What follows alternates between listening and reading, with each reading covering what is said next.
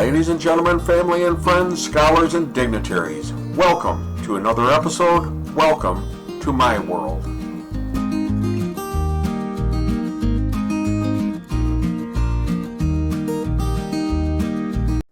So, I want to speak with you honestly today about a real problem surfacing across the world: gambling, a devastating problem for millions of people and their families.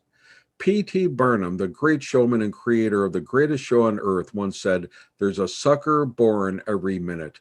He was talking about luring people in to see his circus, his carnival show, and his side attractions. But whether he knew it or not, he was right on target. There is a sucker born every minute, and like a flock of sheep being led to the slaughter, people are easily led to gambling establishments to lose their money. In fact, to freely choose to just give it away. Amazing. And we're not just talking about the rich who have disposable income, but about people who depend on that money to pay their rent, to pay their utilities, to support their children, to put food on the table. You don't need to lose $100,000 to feel the hurt from gambling. Most people can't even lose $100 without feeling a financial sting. And the casinos don't care. They will suck as much money as possible out of you before you leave, and then invite you back with a smile and the old charm. Well, better luck next time. So stay with me for just a few minutes, and then we'll see someone who actually gambled away $1 billion on slot machines. Meanwhile, please subscribe, like, and share. So let's take a look at gambling. Just look at the lottery. Well, I don't gamble, but when Powerball went to $1 billion, I did buy a ticket. And of course, I lost. But do you know the odds of winning? For a win for life, it's over 1 in 5 million. For a pick 10, it's about 1 in 9 million. For a lotto jackpot ticket, it's about 1 in 45 million. For the Mega Millions, it's 1 in 76 million. And for Powerball, it's 1 in 300 million.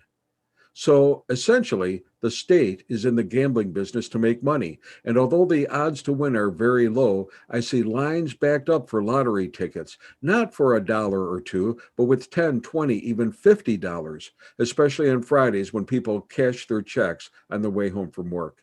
And now enter casino gambling. In fact, all gambling establishments. They profit off of your losses. Again, they profit off of your losses, and their sole mission is to profit, and to profit as much as they can, and it's not by losing their money to you. No, the casino never loses. No one said it better than Robert De Niro in the movie Casino. He said, quote, "In the casino, the cardinal rule is to keep them playing and keep them coming back. The longer they play, the more money they lose. In the end, we get it all." In a nutshell, the gambling industry is a toxic and predatory industry that preys on the poor and vulnerable. And overall, gambling is an equal opportunity destroyer. Period. This is institutionalized fraud, a game of smoke and mirrors, a game of three-card Monte, a perfect scam of the highest caliber, a scheme and deception that most people will never figure out, at least until it's too late. The house always wins. And gambling is fast becoming a woman's problem.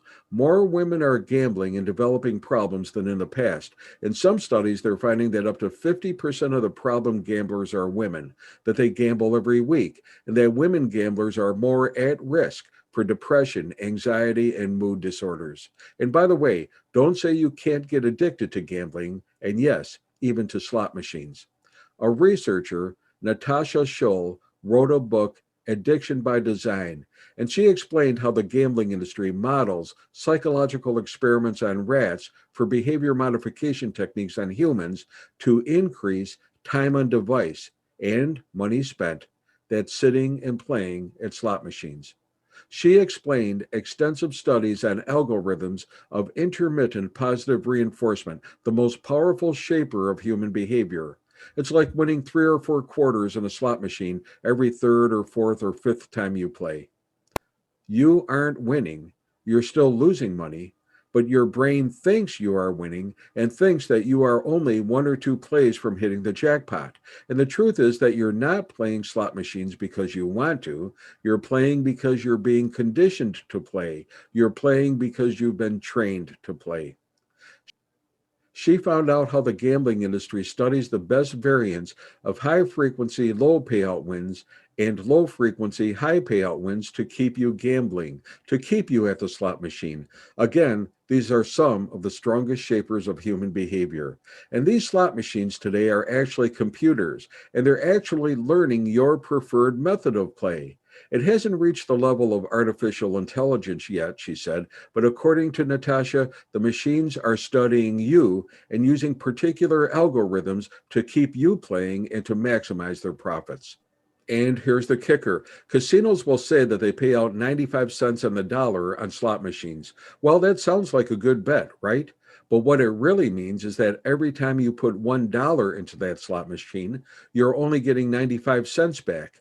And then when you put that 95 cents back in, you're only getting 90 cents back, and so on. Pretty soon, the entire bet, if it's $1 or $100, is eaten away, only to leave you to open your wallet and take out even more money. And $100 works exactly the same way. People will tell you the myth that to win big, you have to bet big, but the outcome is exactly the same. You see, a casino can't pay their rent and expenses if they're losing money. And again, they don't lose money.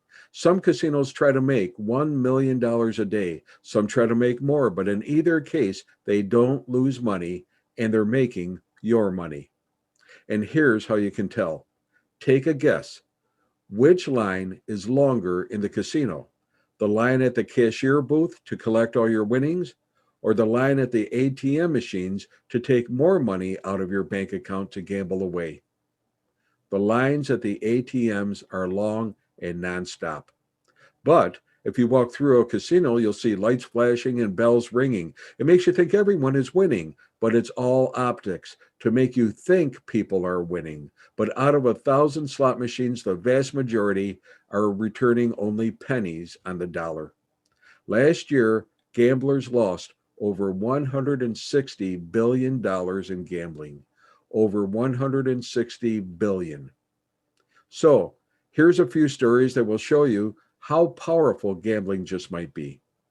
Maureen O'Connor was the mayor of San Diego. Not a bad job, if I do say so.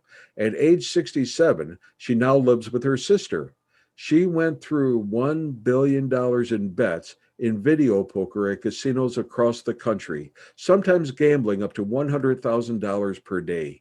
Eventually, she had to liquidate her savings, auction her belongings, sell off real estate, borrow from friends, and she ended up pilfering millions from a charity set up by her late husband. Maureen said just how powerful these slot machines were. Quote, it was like electric heroin. One gambler, Terrence Wannabe, lost $127 million in 1 year on a gambling streak. Most of this money was lost at Caesars and the Real casinos. This one gambler provided more than 5% of the company's total revenue for that year. The casino sued Mr. Wannabe because of an unpaid credit of $15 million. He refused to pay this last part after already paying $112 million because he claims the casino personnel promised him to give back some of his loss and also encouraged him to keep playing while he was intoxicated. An interesting fact is that he was thrown out of another casino previously because of excessive drinking. A retiree, Mark Johnson, is suing one casino for loaning him money and allowing him to play while he was drunk in a blackout. Nevada law bars casinos from allowing visibly drunk patrons to gamble and from serving them comped drinks. Johnson said he was thoroughly drunk during the hours he spent playing at the Grand. It's illegal to continue to serve alcohol and give markers to a customer who's intoxicated, especially to the point where they can't even read their cards. Johnson started drinking in the casino on a Thursday and says he didn't sober up and learn how much he had lost until the following Sunday. And here's the real tragedy. Sally Joe, the president of a teachers association, embezzled $808,000. she took her own life 2 days before her 64th birthday and 1 day before the teachers union she ran for 37 years discovered financial irregularities in its books. She was one of the best and most loved teachers, and as so often happens, gambling robbed her not just of her money, but of her life. And here's a man who actually did win, but never got paid. And this has happened more than once. Bill Seebeck suddenly heard all the bells start ringing and the slot machine screen in front of him start to flash. He thought he won a $166 million jackpot and his life would change, except it didn't. The casino officials refused to pay. They explained that the machine was malfunctioning and that he would not get paid. The maximum jackpot of that slot machine was set at $90,000, they said, and he wouldn't get even that. After a lawsuit, the casino later agreed to an agreement with Mr. Seebeck. And of course, there's Nick the Greek, one of the most legendary gamblers of all times. Nicholas Dandalos died almost penniless at age 83, having lost all of his winnings, which were estimated to be worth almost $500 million. And here's one lady that was on television on opening day of a casino. She lost $375, but said that it didn't matter. She had fun. Well, if I lose $375, let me tell you, there's nothing fun about it. It's depressing, it's discouraging, it's painful. That lady is trying very hard to convince herself that she had fun. And there are so many other stories of people losing their homes and savings, stories of people having heart attacks at the casino, stories of gambling related domestic violence, stories of suicide, stories of murder. One woman bent on feeding her gambling addiction suffocated her 7-week-old daughter to collect a $200,000 life insurance policy. She would do anything to get money to gamble, including the unthinkable. And she did. Gambling is on the rise. In America, compulsive gamblers have increased from 10 to 20 million over these past few years, with the greatest increase in those states that have legalized casino gambling, and it's increasing across the world as well.